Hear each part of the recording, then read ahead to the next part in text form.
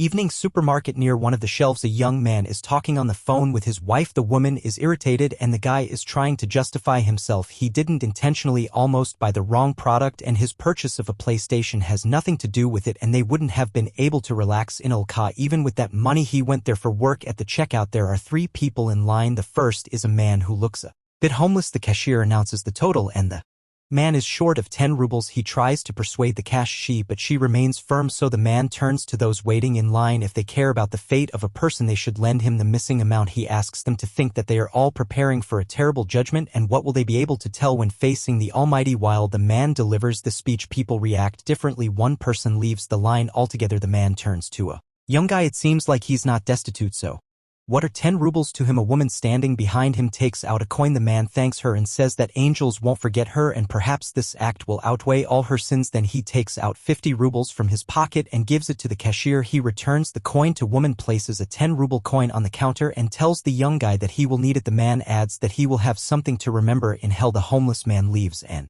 the young guy makes the payment. The cashier asks for change, 10 rubles, and he hands her the homeless man's coin. The young guy exits to an empty parking lot. He continues his phone conversation again, justifying himself for some business trip and a woman whom his wife is jealous of. He sees the man who was sitting on the curb earlier. He approaches and gives him the coin because he doesn't need someone else's. The homeless man asks, is he afraid of burning in the fiery Gehenna? Perhaps he believes in the Lord. The guy confesses that he's not very religious, to which the homeless man inquires, so after death he plans to become worm food? Is that the pinnacle of his life? The guy says he's a mathematician and believes in the exact sciences. He asks if there's any evidence of God's existence. The homeless man claims there is an undeniable fact. The guy starts making fun of him and suggests taking a break from doing nothing. On the way back the homeless man starts crying. The guy is confused about what upset him so much. He reassures the homeless man, telling him he's young and he has everything ahead of him. It's the right time to think about the future because it all depends on him. By the way, he mentioned earlier that he can provide evidence of God's existence, and the homeless man calmly says that he saw Jesus himself because he is the eternal Jew, the one who didn't let the Lord rest at his house when he was carrying his cross. He told Jesus that he would rest on the way back. Jesus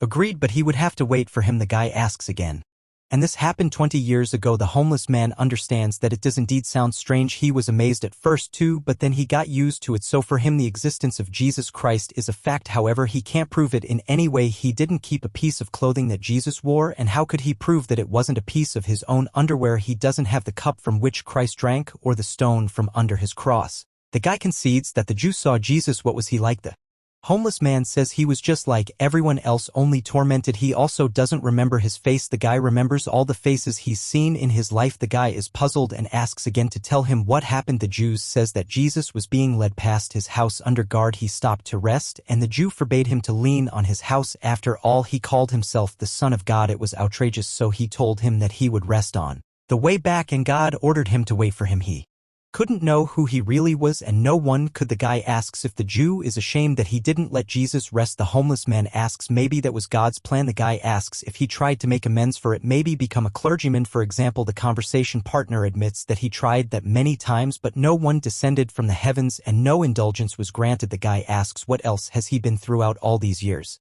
Maybe an immortal killer. That would be cool. The Jew objects being immortal is cool in movies, but in real life you need to find food, seek warmth, and wait like waiting in line. He has already studied all the ads on the walls, all the holes in the couch, but people keep coming and going. It's no longer interesting to him. Who stood where in the hierarchy? Whose place was more comfortable? Who jumped the queue? The guy inquires, what is he waiting for, the second coming or the end of the world? The homeless man nods, maybe both. No one knows when the end will come. The guy is puzzled again, but an ordinary person is afraid of death. So is the homeless man. He's eternal, but if you cut off one of his fingers, he won't keep living with 4 fingers. He's broken his bones many times, but what if a tank shoots him in the head? Will he be an undying headless man? The homeless man confidently says that won't happen. Hasn't he tried to end his life himself? The Jew nods. Of course, he even tried to hang himself in the very beginning. He hung from a tree for 2 weeks with excruciating pain in his throat until the branch broke. Later in 1945 he was captured by the fascists and got scared. He tried to shoot himself. The gun jammed. It was exploded, shredding his whole arm with shrapnel, but everything healed. He came to Russia from Poland 40 years ago. The guy is curious again, maybe he's just schizophrenic and doesn't it bother him at all? How did he decide that all these events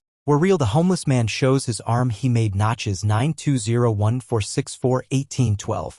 Decades pass and he sits and thinks maybe he scratched them yesterday, put the dates as if 200 years had passed, and he asks for help to figure it out, like stabbing him with a knife for example, but the guy refuses. He doesn't want to explain to the police that he saw Jesus and shouldn't have died. The homeless man shrugs, saying that's how it works. They walk across the parking lot. The guy asks him to tell something from history, for instance, what was happening in the 1st century. The homeless man responds, well, in general it was the same. Shepherds herded sheep and fishermen fished. The guy insists, but in the world the significant appearance of Jesus, church reforms, any mysteries and intrigues. The homeless man in puzzlement asks, where does he know all this from? He also learned it from books. Now the guy remembers where he was in August 2000. Throughout the ages he just lived, he was in different countries. It's just that the body requires is a warm place and a piece of bread. As for how neighbors reacted to him being eternally alive and forever young, they didn't pay much attention to him and he didn't stay in one place for long. Does he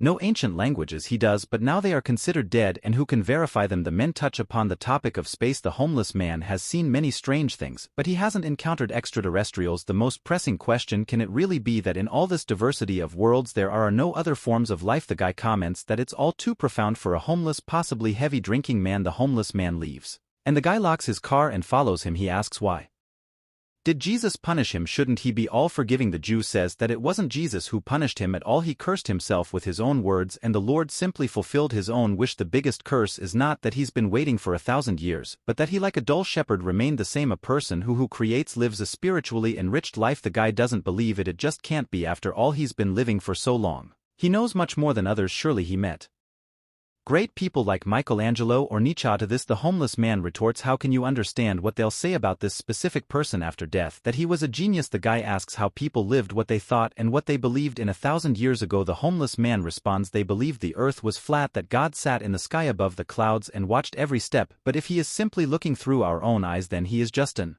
observer and he can't judge us for our actions, right? It means he is concerned about our actions only as much as they concern us, and if God is in everyone, then so is the devil. The guy teases him. Those are some profound words for a weird man. The homeless man smiles. In a certain sense, a person always has a choice and fate exists. The fate of a person is determined dead by their choice, but at any moment they can stop choosing that fate and start choosing another. So why even in the modern world are people willing to kill those who don't share their faith? You just need to make an effort to keep your opinion about someone else's religion to yourself. A person finds something sacred for themselves and it gives their life meaning, but then they start comparing their primary gender characteristics. They try to prove that their meaning is more significant and more important than another person's. Of course it leads to conflict. His wife calls again. The guy apologizes and says he hasn't finished yet. He met an interesting person and got engrossed in conversation. She says she'll come over now. He goes back to the homeless man and sits down next to him. The guy asks why is he homeless if he's so intelligent, and why doesn't he want to change anything? The homeless man says he's living like he's preparing for a big exam, postponing the transformation of his life for later. The conversation partner says he's living somewhat similarly, but he doesn't want to think about death. He's still very young after all. The Jew reassures him, you won't even notice how it passes no matter what a person does. Middle age arrives and then old age, and deep down every old man feels like a little boy. The guy says he doesn't want to think about old age and death. Probably that's why people invented religion, to make it seem like there's something after death. Then he smiles and says that he's been clearly fooled. His conversation partner hasn't lived for 2,000 years. He doesn't seem crazy, but maybe he has a special organism. Cells divide more frequently. The body constantly regenerates. Unique genetics. Perhaps, probably they can make medicine from his blood. It can't be that he hasn't done anything remarkable throughout his life. He was in Poland during World War II. Did he hide Jews? The Jew laughs. He is a Jew himself. It was a Polish family that hid him, and then they were discovered and taken as prisoners. That's when he tried to shoot himself. The guy laments, well, yes, times were tough. The homeless man disagrees. Times are always the same. The conversation partner is astonished. But how can that be? Everything has changed in the world. If you trace history from the Middle Ages to the present day, a lot has changed. The Jew says that everything changes if you pay attention to those changes every day. Just like a river flows, rages, and is never the same. However, the way that river flowed 100 years ago is the same way it flows today, in the same channel. The guy becomes more animated and asks the homeless man what he thinks about the paradox of faith. Can God create a stone that he can't lift? The homeless man explains it's a paradox of the mind. If he's a scientific atheist, he'd agree that all information about the surrounding world enters the mind through the senses. The idea of God is in his mind, so the problem is in his mind. God in your mind can't create a stone in your mind that he's about to lift in your own mind. The guy is puzzled, but if he can't lift it, then he's not all-powerful. The homeless man advises him not to overcomplicate things. In His mind the conversation partner sighs he would like to get some answers. The homeless man says he would like to get some answers too. For example, he wants to know what our purpose is or what happens after death or what one needs to accomplish in life. Then he asks the guy what he personally would do if he lived for 1,000 years. Seeing the guy pondering, he concludes he would simply live and nothing else. On the first day he jumped for joy, and then the guy is puzzled. How can one realize oneself as an immortal person then? After all, if humans are God's creations, why did he create them? There must be some meaning to it, right? The homeless man agrees there must be, but he doesn't know it, and he doesn't know a single person who has realized themselves. Even those who entered history feel like something is missing. Take Hitler for example. Even if one imagines that he genuinely believed in the idea as he propagated and wanted to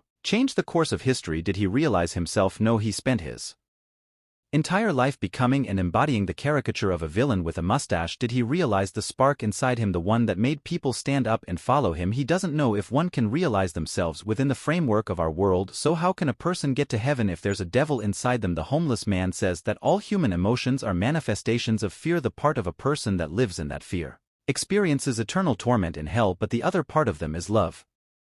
Even in the Bible it's written that God is love. To get to heaven one must choose God within themselves. The guy asks, "Are you God?" The homeless man laughs. He's unpredictable. Sometimes he calls him a homeless man and sometimes God. He's a human being, but in him, just like in everyone else, there's a bit of God, a bit of love. But surely God must have had a purpose for him. He can't just have left him to live forever and await the end of the world. For no reason. There must be meaning in all of this. And the Jew retells Plato's words: horses are born and die, but they're just embodiment of the idea of a horse which lives forever. Likewise, people are born and die, but they're just embodiments of the idea of a human which lives forever. It will live until the end of humanity. Their meeting has no symbolism. He can consider that he just met the idea of a human which he's always met. Even in the mirror, all of them are embodied of the idea of a human: tall, short, sad, happy, lazy, successful, full, gloomy, and open.